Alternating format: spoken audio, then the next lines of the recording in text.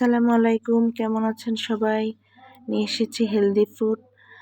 এখানে আমি দেশি চাল নিয়েছি এবং তার সাথে বিভিন্ন পদের ডাল নিয়ে ধুয়ে ঝরা দিয়ে রেখেছিলাম। তার সাথে বিভিন্ন পদের সবজি, লাউ, মিষ্টি কুমড়, টমেটো,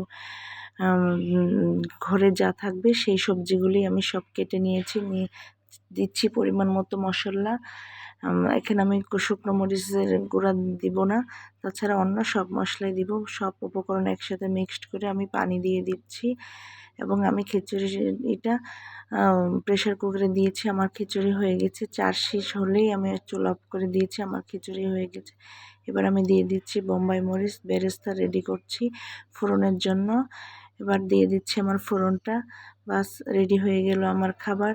এবার ঝটপট আমি পরিবেশন করব। খুব সুস্বাদু এবং মজাদার খাবার রেডি। আল্লাহ হাফেজ, সবাই ভালো থাকবেন।